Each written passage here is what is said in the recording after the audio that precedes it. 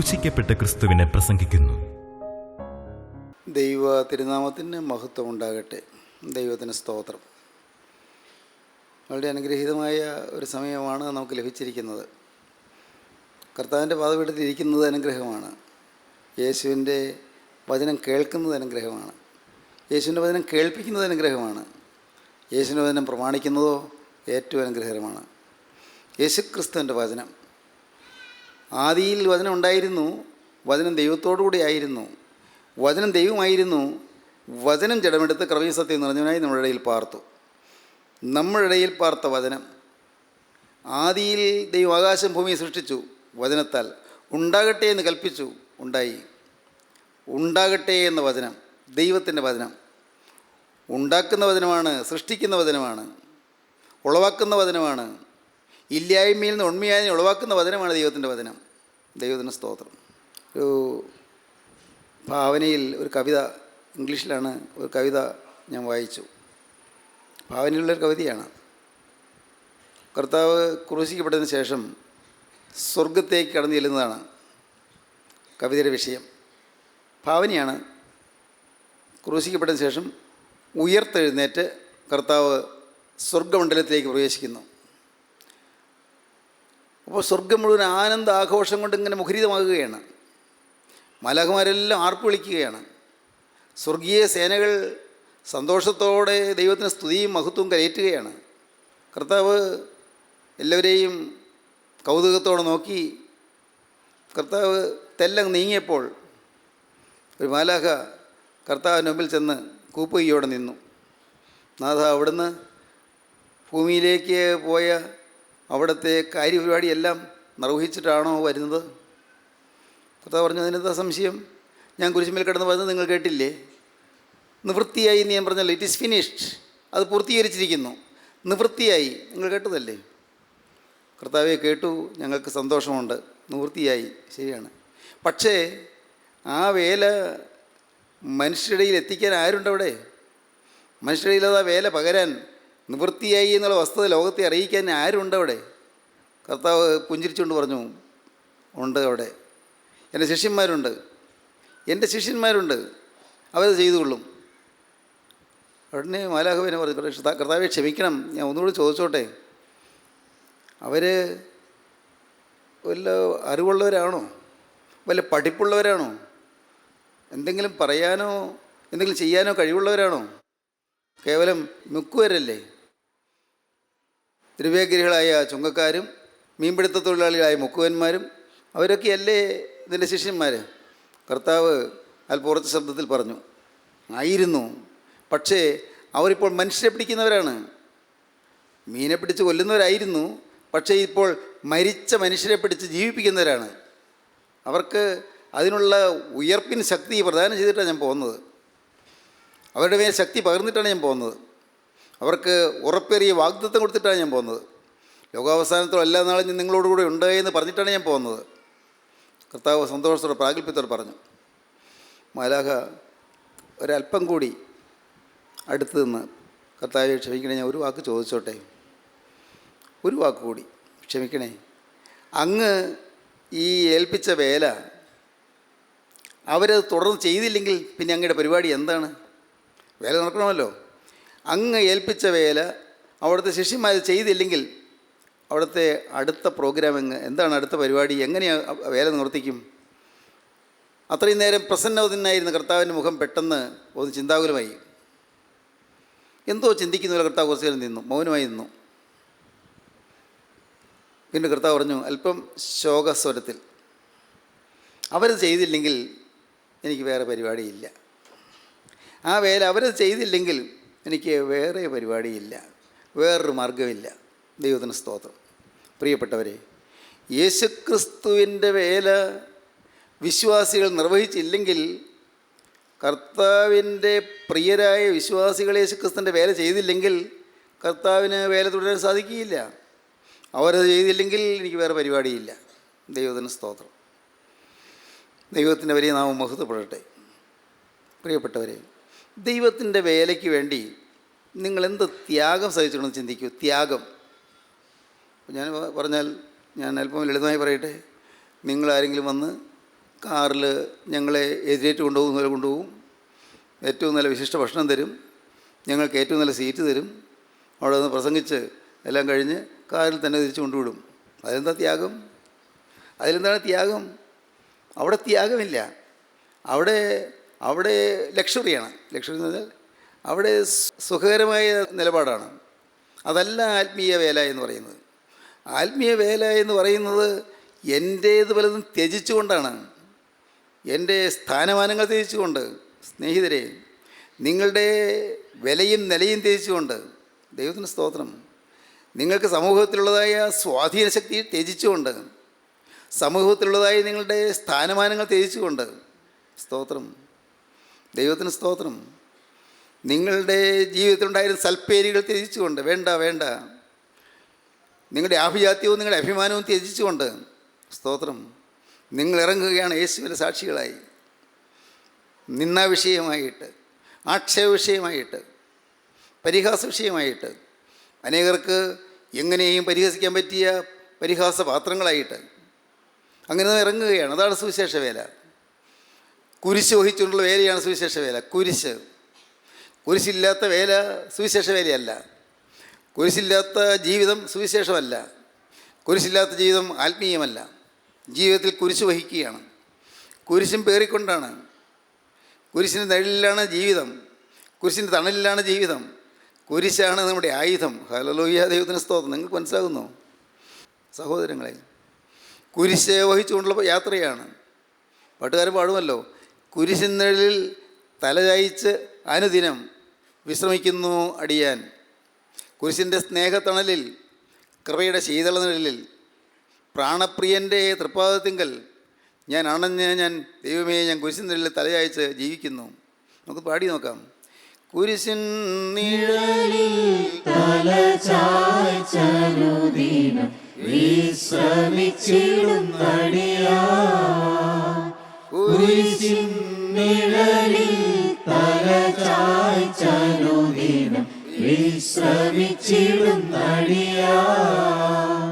കുരിശിൻ സ്നേഹത്തണലിൽ, കൃപയും ശീതള നിഴലിൽ, പ്രാണപ്രിയന്റെ തൃക്കഴലിൽ, പ്രാണപ്രിയന്റെ തൃക്കഴലിൽ കാണുന്ന ഭയമെന്നഴലിൽ, കാണുന്ന ഭയമെന്നഴലിൽ.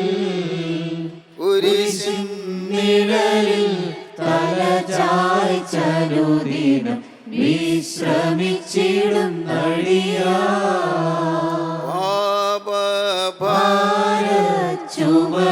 ചുമടെടുത്തവശന തളർന്നോരൻ ജീവിതമേ,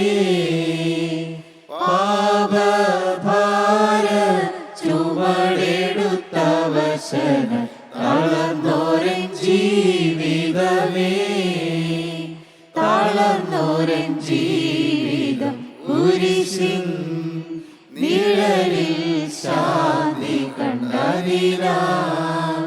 തളരാതിനി വാനവിരിവിൽ, തളരാതിനി വാനവിരിവിൽ, ചിറകടിച്ചുയർന്നിടം ഇരവിൽ, ചിറകടിച്ചുയർന്നിടം ഇരവിൽ. കുരിശിൻ നിഴലിൽ തലചായ്ച്ചനുദിനം വിശ്രമിച്ചിടുന്നടിയാൻ. കുരിശിൻ നിഴലിൽ തലചായ്ച്ചനുദിനം വിശ്രമിച്ചിടുന്നടിയാൻ. ദൈവത്തിന് സ്തോത്രം. കുരിശിൻ്റെ നിഴലിലേക്ക് നാം വരണം. കുരിശിൻ്റെ നിഴലിലിരുന്ന് നാം തിരുവചനം പഠിക്കണം. കുരിശിൻ്റെ താഴ്വരയിലിരുന്ന് നാം തിരുവചനം വായിക്കണം. കുരിശിൻ്റെ തണൽപ്പാടിലിരുന്ന് ദൈവത്തിൻ്റെ വചനം നാം കേൾക്കണം. കുരിശ് രക്ഷയുടെ അഭയ സങ്കേതം. ദൈവത്തിന് സ്തോത്രം. രക്ഷയുടെ നികേതനം. സ്തോത്രം. എൻ്റെ കർത്താവേ, കുരിശിൽ അഭയം കണ്ടെത്തുക എന്ന് പറഞ്ഞാൽ കുരിശിൽ മരിച്ച രക്ഷകൻ്റെ തിരുവിലാവിൽ ഒളിവിടം കണ്ടെത്തുക. രക്ഷകൻ്റെ തിരുവിലാവിൽ ഒളിവിടം, അവിടെയുണ്ട് അഭയം. ഏത് പാപിക്കും ഇവിടെ അഭയമുണ്ട് കേട്ടോ. ദൈവത്തിന് സ്തോത്രം. ഏത് കൊടും ക്രൂര പാതകിക്കും ഇവിടെ അഭയമുണ്ട്. എത്ര നിഷ്ഠൂരനായ മനുഷ്യനും അവിടെ അഭയമുണ്ട്. ഏത് ഹീനപാതകം ചെയ്തവനും അവിടെ അഭയമുണ്ട്, സങ്കേതമുണ്ട്. വിശ്വസിക്കൂ, നമുക്ക് രക്ഷപ്പെടാം. ദൈവത്തിന് സ്തോത്രം.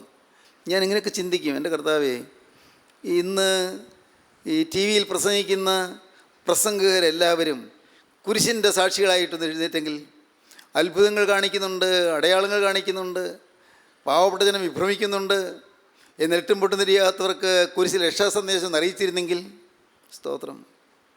ആരെയും തരംതാഴ്ത്തി കാണാനല്ല, കാണിക്കാനുമല്ല. ദൈവത്തിന് സ്തോത്രം. എല്ലാവരെയും ശ്രേഷ്ഠമായിട്ട് എണ്ണിക്കൊണ്ട് ഞാൻ പറയുകയാണ്. ഇന്ന് അനേക സുവിശേഷകന്മാർ രക്ഷയുടെ മാർഗത്തിൽ നിന്ന് വ്യതിചലിച്ചു കൊണ്ടിരിക്കുകയാണ്. സഭകൾ പലതും സുവിശേഷത്തിൻ്റെ മാർഗത്തിൽ നിന്ന് വ്യതിചലിച്ചു കൊണ്ടിരിക്കുകയാണ്. സുവിശേഷം കുരിശിൻ്റെ വഴിയിൽ നിന്ന് മാറിക്കൊണ്ടിരിക്കുകയാണ്. കുരിശിൻ്റെ വഴിയിൽ നിന്ന് മാറുന്നു. കുരിശിൻ്റെ രക്ഷാകരമായ സന്ദേശത്തിൽ നിന്ന് വ്യതിചലിക്കുന്നു. സന്ദേശത്തിൽ നിന്ന് വ്യതിചലിച്ചു പോകുന്നു. പ്രിയപ്പെട്ടവരെ, നോക്കൂ, ഇന്ന് ദൈവത്തിൻ്റെ വചനം പറയുന്നവരെല്ലാവരും കുരിശ് ചൂണ്ടിക്കാണിച്ചിരുന്നെങ്കിൽ, ഞങ്ങളോ ക്രൂശിക്കപ്പെട്ട ക്രിസ്തുവിനെ പ്രസംഗിക്കുന്നെന്ന് പറഞ്ഞുകൊണ്ട് ക്രൂശിക്കപ്പെട്ട ക്രിസ്തുവിനെ ലോകത്തിന് കാണിച്ചു കൊടുത്തിരുന്നെങ്കിൽ, നിന്ന സഹിച്ചും അപമാനം സഹിച്ചും ആക്ഷേപം സഹിച്ചും യേശുക്രിസ്തുവിനെ കുരിശ് വഹിക്കുന്ന അത്ഭുതകരമായ ആനന്ദാനുഭവത്തിൻ്റെ ശ്രേഷ്ഠ പ്രയോക്താക്കളായി മാറിയിരുന്നെങ്കിൽ, ദൈവത്തിന് സ്തോത്രം. എന്തൊരു അത്ഭുതം! നിങ്ങളെന്തു പറയുന്നു? വേണ്ടേ ഇതെല്ലാം? നമുക്ക് വേണ്ടേ ഇതെല്ലാം? എൻ്റെ കർത്താവേ, ദൈവത്തിന് സ്തോത്രം. വചനം വായിച്ച് കേൾപ്പിക്കുന്നവനും വചനം കേൾക്കുന്നവനും വചനം പ്രമാണിക്കുന്നവനും ഭാഗ്യവാൻ. ദൈവത്തിന് സ്തോത്രം. ദൈവത്തിൻ്റെ വലിയ നാമം മഹത്വപ്പെടട്ടെ. ഇന്നത് കേട്ടുകൊണ്ടിരിക്കുമ്പോൾ നിങ്ങൾക്കൊരു കാര്യം ചെയ്യാം. നിങ്ങൾക്ക് ചെയ്യാം. കർത്താവേ, ഞാൻ ഈ വചനം വിശ്വസിക്കുന്നു. എനിക്കൊന്നും അറിയാൻ പാടില്ല, ഞാൻ ഈ വചനം വിശ്വസിക്കുന്നു. ഞാൻ ചിലപ്പോൾ അങ്ങനെ പറഞ്ഞിട്ടുണ്ട്, എനിക്കൊന്നും അറിയാൻ പാടില്ല കർത്താവേ, ഞാൻ ഈ വചനം വിശ്വസിക്കുന്നു. ഞാൻ പാപിയാണെന്ന് ഞാൻ ഏറ്റുപറയുന്നു. എനിക്കറിയാം കർത്താവേ, ആ കാര്യം എനിക്ക് നല്ല ബോധ്യമുണ്ട്. ഞാൻ പാപിയാണ്. ഞാൻ തികഞ്ഞവനായില്ല എന്ന് ഞാൻ പറയുന്നു. ഞാൻ സുവിശേഷം പ്രസംഗിക്കുന്നുണ്ട്, പക്ഷേ എനിക്കറിയാം ഞാൻ തികഞ്ഞവനായില്ല. ഒട്ടേറെ ഇനിയും മാറേണ്ടതുണ്ട് എന്ന് ഞാൻ വിശ്വസിക്കുന്നു. ഒരുപടി ഇനിയും തിരുത്തൽ ആവശ്യമുണ്ടെന്ന് ഞാൻ വിശ്വസിക്കുന്നു. കർത്താവേ, നിൻ്റെ പരിശുദ്ധാത്മാവ് എന്നിൽ തുടങ്ങിയ വേല നിവർത്തിക്കണമേ. നിൻ്റെ പരിശുദ്ധാത്മാവ് എന്നിൽ തുടങ്ങിയ ഒരു ശുദ്ധീകരണത്തിൻ്റെ പ്രക്രിയയുണ്ടല്ലോ, അത് തുടരണമേ. ശുദ്ധീകരണത്തിൻ്റെ ഒരു പ്രക്രിയ, സമ്പൂർണ്ണ പരിവർത്തനത്തിൻ്റെ ഒരു പ്രക്രിയ, അതിനെ തുടർന്നുകൊണ്ടിരിക്കണമേ. മരണത്തോളം തുടരുന്ന പ്രക്രിയ. ദൈവത്തിന് സ്തോത്രം. ഹല്ലേലൂയ. ദൈവത്തിൻ്റെ വലിയ നാമം മഹത്വപ്പെടട്ടെ. പ്രിയപ്പെട്ടവരെ, നമുക്ക് പറയാം, കർത്താവേ, എനിക്ക് ഒന്നും അറിഞ്ഞുകൂടാ, ഞാൻ പാപിയാണെന്ന് ഞാൻ ഏറ്റു പറയുന്നു. ദൈവത്തിന് സ്തോത്രം. എന്നാൽ അവിടെ നിന്ന് രക്ഷകനാണെന്ന് ഞാൻ വിശ്വസിക്കുന്നു. നീ ക്രൂസിൽ മരിച്ചത് എൻ്റെ പാപത്തിൻ്റെ മോചനത്തിനാണെന്ന് ഞാൻ വിശ്വസിക്കുന്നു. പാപത്തിൽ ഞാൻ നരകത്തിലേക്ക് പോകേണ്ട ആവശ്യമില്ല. യേശുക്രിസ്തു എനിക്കായിട്ട് ക്രൂസിൽ മരിച്ചിരിക്കുന്നത് കൊണ്ട് എനിക്ക് രക്ഷയ്ക്ക് ഒരു പോംവഴി ഉണ്ടെന്ന് ഞാൻ വിശ്വസിക്കുന്നു. ക്രിസ്തുവാണ് രക്ഷയുടെ മാർഗമെന്ന് ഞാൻ വിശ്വസിക്കുന്നു. ക്രിസ്തുവിൽ കൂടി മാത്രമേ രക്ഷ കിട്ടുകയുള്ളൂ എന്ന് ഞാൻ വിശ്വസിക്കുന്നു. യേശുക്രിസ്തുവിൻ്റെ കുരിശുമരണം മാത്രമാണ് രക്ഷാ സങ്കേതമെന്ന് ഞാൻ വിശ്വസിക്കുന്നു. യേശുക്രിസ്തുവിൻ്റെ തിരക്തം മാത്രമാണ് എൻ്റെ പാപക്കറകൾ കഴുകുന്നതെന്ന് ഞാൻ വിശ്വസിക്കുന്നു. എൻ്റെ കഴിഞ്ഞകാല ജീവിതത്തിലെ സകല പാപങ്ങളെയും കഴുകി ഒടിപ്പാക്കിയതിനെ വിശുദ്ധീകരിക്കുന്ന അത്ഭുതകരമായ ശക്തിയാണ് കുരിശിലെ ആ തിരുമരണത്തിൽ കൂടി ലഭിക്കുന്ന ആ തിരക്തത്തിൻ്റെ അത്ഭുത കൃപയെന്ന് ഞാൻ വിശ്വസിക്കുന്നു. സ്തോത്രം. വിശ്വസിക്കുന്നു. എന്ത്? നിങ്ങൾ പറയൂ പ്രിയപ്പെട്ടവരെ. നിങ്ങൾ നിങ്ങളുടെ അടുത്ത് നിൽക്കുന്ന ക്രിസ്തുവോട് പറയൂ, കർത്താവേ, ഞാൻ വിശ്വസിക്കുന്നു. നിങ്ങളുടെ തൊട്ടടുത്ത് ക്രിസ്തു വന്നിട്ടുണ്ട്. അരികത്തൂടെ ക്രിസ്തു നടക്കുന്നുണ്ട്. നിങ്ങളുടെ ഹൃദയത്തിലേക്ക് നോക്കുന്നുണ്ട്. ഭാരപ്പെട്ട് വീർപ്പുമുട്ടിയിരിക്കുന്ന കർത്താവ് കാണുന്നുണ്ട്. ഉള്ളുരുകി വലഞ്ഞിരിക്കുന്ന കർത്താവ് കാണുന്നുണ്ട്. അപരാധികളിലും ആകുലങ്ങളിലും കുടുങ്ങിയിരിക്കുന്ന കർത്താവ് കാണുന്നുണ്ട്. മുന്നോട്ടുള്ള ഗതി വഴിമുട്ടി നിൽക്കുന്ന കർത്താവ് കാണുന്നുണ്ട്. ഭാരങ്ങളും ദുഃഖങ്ങളും നിങ്ങളെ അലട്ടുന്ന കർത്താവ് കാണുന്നുണ്ട്. നാളെ എന്ത് എന്നുള്ള ആവലാതി നിങ്ങളെ അലട്ടിക്കൊണ്ടിരിക്കുന്ന കർത്താവ് കാണുന്നുണ്ട്. ശരീരത്തിലെ രോഗത്തിൻ്റെ പീഡ കർത്താവ് കാണുന്നുണ്ട്. നിങ്ങളുടെ കുടുംബത്തിലെ അലോഹ്യങ്ങൾ കർത്താവ് കാണുന്നുണ്ട്. നിങ്ങളുടെ മക്കൾ വഴിതെറ്റി പോകുന്ന കർത്താവ് കാണുന്നുണ്ട്. മക്കളുടെ ഭാവി ശൂന്യമാകുന്ന കർത്താവ് കാണുന്നുണ്ട്. എൻ്റെ ദൈവമേ, നിങ്ങളുടെ ജീവിതത്തിലെ ഭാരങ്ങളും പ്രാരബ്ധങ്ങളും എല്ലാം കാണുന്ന രക്ഷകനായ മിശിഹ നിങ്ങളുടെ അരികത്ത് വന്ന് നിൽക്കുകയാണ്. പറയാനുള്ളത് പറയേണ്ട സമയമാണ്. പറയാനുള്ളത് പറഞ്ഞുകൊള്ളൂ, ധൈര്യമായി പറഞ്ഞുകൊള്ളൂ. യേശുവിനെ ബോധിപ്പിച്ചുകൊള്ളൂ. കർത്താവേ, ഇവിടെ ഇതാ ഒരു ആവശ്യക്കാരനിരിക്കുന്നു. ഹല്ലേലൂയ. ഇവിടെ ഇതാ ഒരു ആവശ്യക്കാരിയിരിക്കുന്നു. എന്നോട് കനിയണമേ എന്ന് പ്രാർത്ഥിക്കൂ. ദൈവത്തിന് സ്തോത്രം. എന്നോട് കനിയണമേ. ഈ ഒരു ആവശ്യക്കാരനായി ഞാനിതാ അവിടെ ഇരിക്കുന്നുണ്ട്. എൻ്റെ പാവങ്ങളൊക്കെ ഒന്ന് കഴുകിത്തരണമേ. എൻ്റെ അകൃത്യങ്ങളൊക്കെയും ക്ഷമിച്ചു തരണമേ. എൻ്റെ മേലൊരു പാവവും കണക്കിടല്ലേ കർത്താവേ. നിൻ്റെ രക്തത്താൽ കർത്താവേ, നീ എനിക്ക് മുദ്രയിട്ട് എന്നെ നിൻ്റെ മകനും മകളുമാക്കി തീർത്ത്, യേശുവേ, നിൻ്റെ രാജ്യത്തിൻ്റെ അവകാശിയാക്കി തീർത്ത് എന്നെ അനുഗ്രഹിക്കണമേ. പറയൂ പ്രിയപ്പെട്ടവരെ, നിങ്ങൾക്ക് പറയാമല്ലോ, യേശുവോട് നിങ്ങൾക്ക് ബോധിപ്പിക്കാമല്ലോ. ദൈവത്തിന് സ്തോത്രം. വചനം കേൾപ്പിക്കുന്നു, വചനം കേൾക്കുന്നു. വചനം കേൾപ്പിക്കുന്നവൻ ഭാഗ്യവാൻ, വചനം കേൾക്കുന്നവൻ ഭാഗ്യവാൻ. വചനം പ്രമാണിക്കുന്നവന് ഭാഗ്യവാൻ. വചനം പറഞ്ഞാൽ പോരാ, പ്രമാണിക്കണം. Practice is better than precept. Practice is better than precept. പ്രസംഗത്തേക്കാൾ നല്ലതാണ് ജീവിത അനുഭവം, ജീവിതത്തിൻ്റെ അനുഭവം. പ്രാക്ടീസ്, ജീവിതത്തിൽ പ്രാക്ടീസ് ചെയ്യുന്നത്, ജീവിതത്തിൽ അനുഭവമാക്കുന്നത്. It is better than precept. പ്രസംഗത്തേക്കാൾ practice is better than precept. Practice what you preach. എന്ത് പ്രസംഗിക്കുന്നോ അത് ജീവിതത്തിൽ വരുത്തുക. Practice what you preach. ദൈവത്തിന് സ്തോത്രം. വേറെ ഇത് തന്നെ തിരുത്തി വേറെന്ന് പറയും, example is better than precept. ജീവിതം ഉദാഹരിച്ച് കാണിക്കുക. Example is better than precept. പ്രിയപ്പെട്ടവരെ, ഞാൻ നിങ്ങളോട് പറയട്ടെ, നിങ്ങൾ പലരും ആകുലങ്ങൾ വലിഞ്ഞിരിക്കുകയാണ്.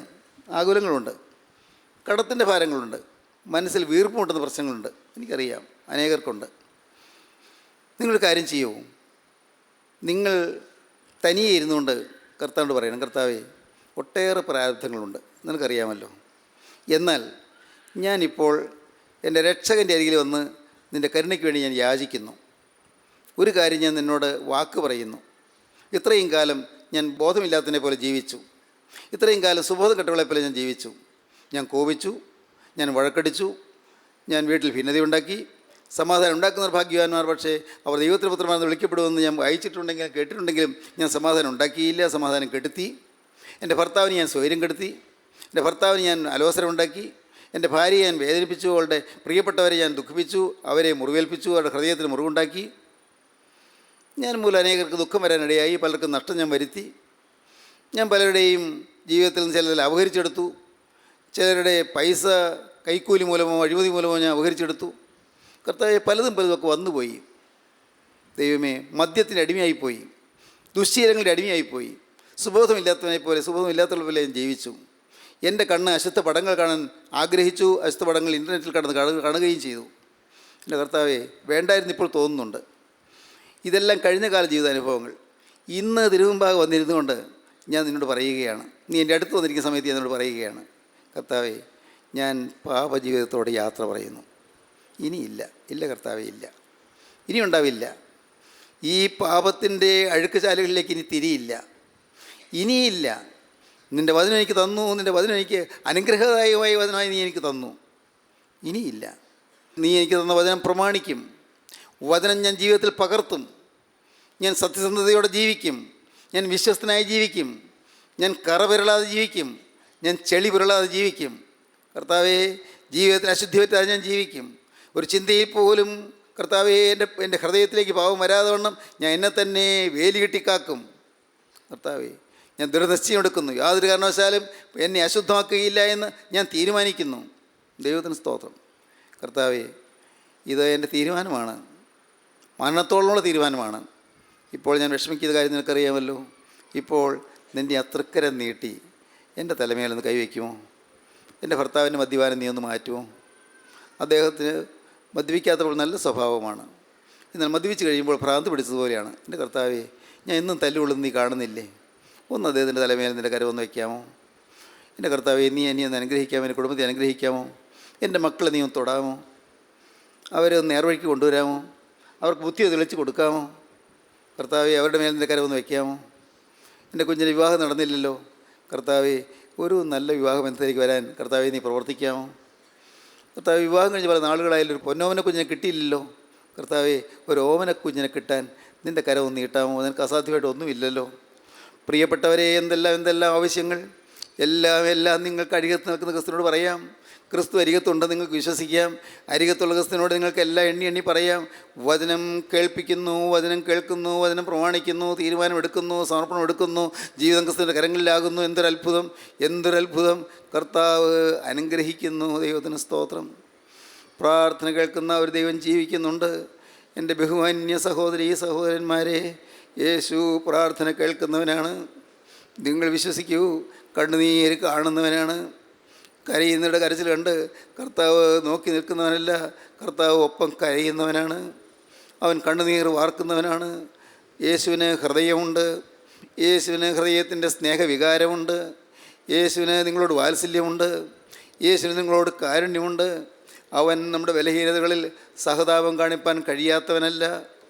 നമുക്ക് ബലഹീനതയുണ്ടെന്ന് അറിയാം, അവന് സഹതാപമുണ്ട്. അവൻ നമ്മുടെ ബലഹീനതകളിൽ സഹതാപം കാണിപ്പാൻ കഴിയാത്തവനല്ല. പാവൊഴികെ സകലത്തിൽ നമുക്ക് തുല്യമായി പരീക്ഷിക്കപ്പെട്ടനത്രേ നമുക്കുള്ളത്. അതുകൊണ്ട് കരുണ ലഭിപ്പാനും തത്സമയത്ത് സഹായത്തിനുള്ള കൃപ പ്രാപിപ്പാനുമായി നാം ധൈര്യത്തോടെ കൃപാസനത്തിനടുത്ത് ചെല്ലുക. ഹല്ലേലൂയ. ധൈര്യത്തോടെ ചെല്ലാം, മടിക്കാതെ ചെല്ലാം. കഴിഞ്ഞകാല ജീവിതത്തിലേക്ക് നോക്കി നെടുവേർപ്പെടേണ്ട, നിരാശപ്പെടേണ്ട, മടിക്കാതെ ചെല്ലാം. നമുക്കുള്ള മഹാപുരോഹിതൻ നമ്മുടെ ബലഹീനതകളിൽ സഹതാപം കാണിപ്പാൻ കഴിയാത്തവനല്ല. പാവമൊഴിയെ സകലത്തിലും നമുക്ക് തുല്യമായി പരീക്ഷിക്കപ്പെട്ടത്രയും നമുക്കുള്ളത്. അതുകൊണ്ട് കരുണ ലഭിപ്പാനും തത്സമയത്ത് സഹായത്തിനുള്ള കൃപ പ്രാപിപ്പാനുമായി നാം ധൈര്യത്തോടെ കൃപാസനത്തിനടുത്ത് ചെല്ലുക. സ്തോത്രം. നിങ്ങൾ പറയണം, കർത്താവേ, ഇനിമേൽ കോപശീലം വരാതെ ഞാൻ എന്നെ തന്നെ കാക്കും. ഞാൻ ഇനിമേൽ കോപിക്കുകയില്ല. ഒരു കാരണമില്ലാതെ ചിലപ്പോൾ കോപിച്ച് പോയിട്ടുണ്ട്. ഇനിമേൽ കോപിക്കുകയില്ല. ഇനിമേൽ ഞാൻ വാശി പിടിക്കുകയില്ല. ഞാൻ ആരോടും വൈരാഗ്യം വെച്ചുകൊണ്ടിരിക്കുകയില്ല. ആരോടും പകയും വിദ്വേഷവും മുഷ്ടിലും വെച്ചുകൊണ്ടിരിക്കുകയില്ല. എൻ്റെ ഹൃദയം നിഷ്കളങ്കമായിരിക്കും, നിർമ്മലമായിരിക്കും. എൻ്റെ കർത്താവേ, അന്യൻ്റേത് എൻ്റെ കയ്യിലിരിക്കാൻ നീ അനുവദിക്കുകയില്ല. കർത്താവേ, അന്യൻ്റേത് അവൻ്റെ അനുമതി കൂടാതെ, അവൻ്റെ അനുവാദം കൂടാതെ ഞാൻ കയ്യിൽ വെച്ച് പോയതിനോട് ക്ഷമിക്കണം, ഞാൻ എടുത്തു പോയതിനോട് ക്ഷമിക്കണം. കർത്താവേ, ഞാൻ തിരിച്ചു കൊടുത്ത് മാപ്പ് ചോദിച്ചു കൊള്ളാം. ദൈവത്തിൻ്റെ വലിയ നാമം മഹത്വപ്പെടട്ടെ. പ്രിയപ്പെട്ടവരെ, നിങ്ങൾക്ക് തീരുമാനങ്ങൾ എടുക്കാനുള്ള സമയമാണ്. യേശുവോട് നിങ്ങൾക്ക് പറയാം, യേശുവിൻ്റെ കരങ്ങളിൽ നിങ്ങളെ ഏൽപ്പിച്ചു കൊടുക്കാം. നിങ്ങളുടെ ഭാവി മുഴുവൻ യേശുവിൻ്റെ കരങ്ങളിലേക്ക് കൊടുക്കാം. യേശുവിൻ്റെ തിരുരാവിൽ നിന്ന് ഒഴുകിയ ആ തിരക്തത്താലുള്ള കഴികൾ നിങ്ങൾക്ക് പ്രാപിക്കാം. ഇപ്പോൾ തന്നെ ആ കഴികൾ പ്രാപിക്കാം. മാത്രമല്ല, നിങ്ങൾക്ക് യേശുവിൻ്റെ ഈ കൃപയുടെ സാക്ഷ്യം വഹിക്കാം. നിങ്ങൾക്ക് യേശുവിൻ്റെ ഈ രക്ഷയുടെ സാക്ഷികളായി നിങ്ങൾക്ക് എഴുന്നേൽക്കാം. നിങ്ങൾക്ക് വചനം കേൾപ്പിക്കാം, വചനം കേൾക്കാം, വചനം കേൾപ്പിക്കാം, വചനം പ്രമാണിക്കാം. ദൈവത്തിന് സ്തോത്രം. അങ്ങനെ നിങ്ങൾക്ക് ഭാഗ്യശാലികളായി തീരാം. ദൈവത്തിന് സ്തോത്രം. ഭാഗ്യശാലികളായി തീരുക. ദൈവത്തിൻ്റെ കൃപയിലേക്ക് നിങ്ങൾ ഏൽപ്പിച്ചു കൊടുക്കുക. ദൈവമേ, അവിടുന്ന് രണ്ടാമത് വരുമ്പോൾ എന്നെക്കൊണ്ട് നീ ഓർത്തുകൊള്ളണമേ നിങ്ങൾ പറയുക. യേശു വീണ്ടും വരുമല്ലോ. യേശു തന്റെ പ്രിയജനത്തെ ചേർക്കാൻ വീണ്ടും വരുമല്ലോ. യേശു വിശുദ്ധന്മാരെ ചേർക്കാൻ വീണ്ടും വരുമല്ലോ. അപ്പോൾ യേശുവേ, ഇതിൻ്റെ സന്നിധിയിലേക്ക് പറന്നുയരാൻ എന്നെയും യോഗ്യനാക്കി തീർക്കണമേ. പ്രാർത്ഥിക്കൂ, നിങ്ങൾ സമർപ്പിക്കൂ, യേശുവിൻ്റെ കരങ്ങളിലേക്ക് കൊടുക്കൂ. തിരക്തതയുള്ള കഴിവ് പ്രാപിക്കൂ, അനുഗ്രഹം പ്രാപിക്കൂ. യേശു ക്രിസ്തുവിൻ്റെ കൃപയാൽ ജീവൻ്റെ പുസ്തകത്തിൽ പേരെഴുതി കിട്ടുന്ന മഹാഭാഗ്യം നിങ്ങൾ അനുഭവിക്കൂ. അനുഗ്രഹീതരായി തീരൂ. നമുക്കൊരുമിച്ച് പ്രാർത്ഥിക്കാം. കാരുണ്യവാനേ, മഹാപരിശുദ്ധനായ ഞങ്ങളുടെ സ്വർഗീയ പിതാവേ, അവിടുത്തെ അനുഗ്രഹങ്ങൾക്കായി ഞങ്ങൾ നിന്നെ സ്തുതിക്കുന്നു, തിരുവചനങ്ങൾക്കായി ഞങ്ങൾ നിന്നെ സ്തുതിക്കുന്നു. എൻ്റെ കർത്താവേ, നിൻ്റെ ഈ മക്കളോട് മനസ്സറിയണമേ. ഈ മക്കളെല്ലാവരെയും തൊടണമേ, എല്ലാവരെയും അനുഗ്രഹിക്കണമേ. ആകുലങ്ങൾ അകറ്റണമേ, ഭാരങ്ങൾ മാറ്റണമേ. എൻ്റെ കർത്താവേ, എൻ്റെ രണ്ടാമത്തവന് വേണ്ടി എല്ലാവരെയും ഒരുക്കണമേ. യേശു ക്രിസ്തുവിൻ്റെ രാജകീയ നാമത്തിൽ പ്രാർത്ഥിക്കുന്ന കൃപയോടെ കേൾക്കണം പിതാവേ. ആമീൻ. ഹല്ലേലൂയ.